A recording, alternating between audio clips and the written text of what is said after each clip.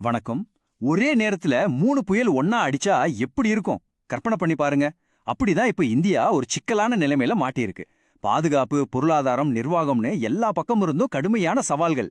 இன்னைக்கு இந்த நெருக்கடிகளோட ஆழத்தை தான் நம்ம பார்க்க போறோம். ஒரு நாடு எப்படி ஒரே நேரத்துல இத்தனை பிரச்சனைகளை சமாளிக்குது? இதுதான் நாம கேட்க வேண்டிய முக்கியமான கேள்வி. இத ஒரு தேசத்துக்கான ஸ்ட்ரெஸ் டெஸ்ட்னு கூட சொல்லலாம். இதுல முதல் டெஸ்ட் நம்ம நாட்டோட பாதுகாப்பு. சரி, நாம பாதுகாப்புல இருந்து ஆரம்பிக்கலாம். இந்த ஆய்வுப்படி இதுதான் இந்தியாவுக்கு இப்போதைக்கு இருக்கிற உடனடி மற்றும் மிகப்பெரிய சவால். நாட்டோட பாதுகாப்பு உண்மையிலேயே ஒரு பெரிய அழுத்தத்துல இருக்கு. ஆனா நிலைமை எந்த அளவுக்கு மோசம்? வாங்க பார்க்கலாம். இந்த கேள்வி நம்ம எல்லாரையும் ஒரு நிமிஷம் உறைய வைக்குது. யோசிச்சு பாருங்க, ஒரு தீவிரவாத குழுவால நாட்டோட தலைநகர்லயே கிட்டத்தட்ட 2900 கிலோ வெடிமருந்த எப்படி சேகரிக்க முடிஞ்சது? இது சாதாரண தோல்வி இல்ல, நம்ம உளவுத்துறையோட ஒரு பேரழிவுன்னு தான் சொல்லணும். இது எப்படி சாத்தியமாச்சு? அந்த உளவுத்துறை சரிவுக்கு நாம கொடுத்த விலை என்ன தெரியுமா? 13 உயிர்கள்.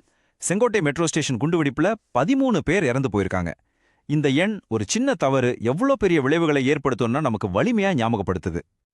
இப்போ அந்த அச்சுறுத்தலோட அளவை பாருங்க. 2900 கிலோ. நினைச்சு பார்க்கவே பயமா இருக்கு.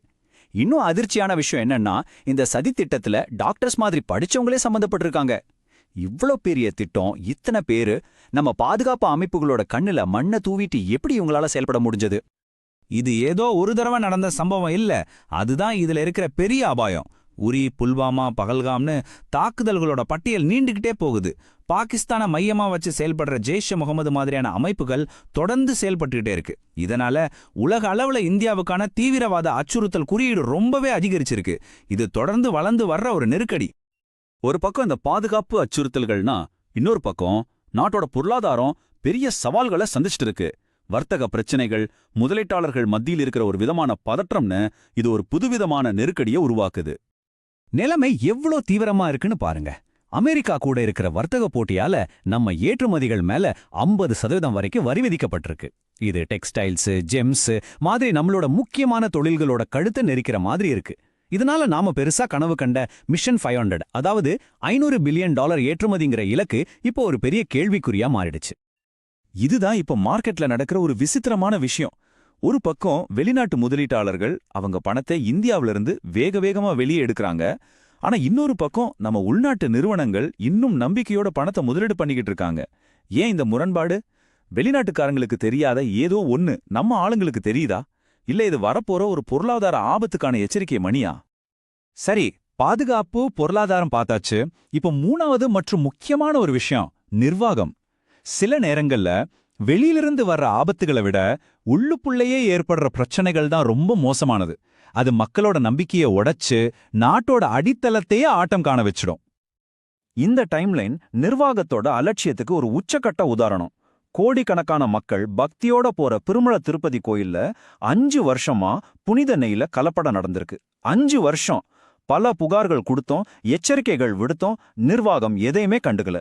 இது வெறும் ஊழல் இல்ல, இது மக்களின் நம்பிக்கையின் மேல் நடந்த ஒரு நேரடி தாக்குதல். இந்த நிர்வாக சீர்கேட்டோட மதிப்பு எவ்வளோ தெரியுமா? 240 கோடி ரூபாய். பினாமி கம்பெனிகள் மூலமா கலப்பட நெய்க்காக இவ்ளோ பணம் கைமாறி இருக்கு. லேப் ரிப்போர்ட்ஸ் வந்தும் அதையெல்லாம் தூக்கி குப்பையில போட்டிருக்காங்க. இது வெறும் பண இழப்பு இல்ல, கோடிக்கணக்கான பக்தர்களுக்கு செஞ்ச துரோகம். இந்த மாதிரி நிறுவனங்கள் மேல நம்பிக்கை உடையும் போது மக்கள் தங்களோட கோபத்தை எங்க காட்டுவாங்க? நேரா வாக்குச்சாவடிக்கு தான் போவாங்க. அப்படி நிர்வாகத்துக்கான அடுத்த பெரிய பரீட்சை தான் பீகார் தேர்தல்.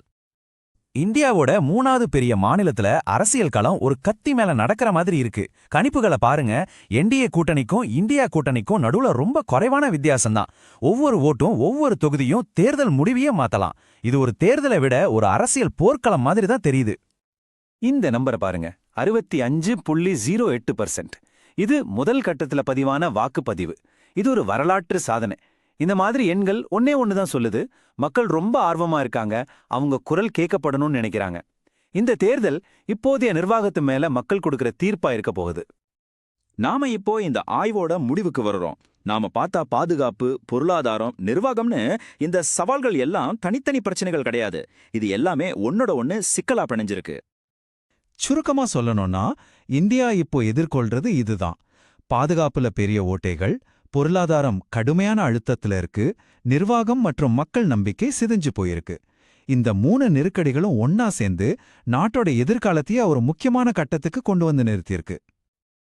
கடைசியா இந்த ஆய்வு நம்ம முன்னாடி ஒரு பெரிய கேள்வியை வைக்குது.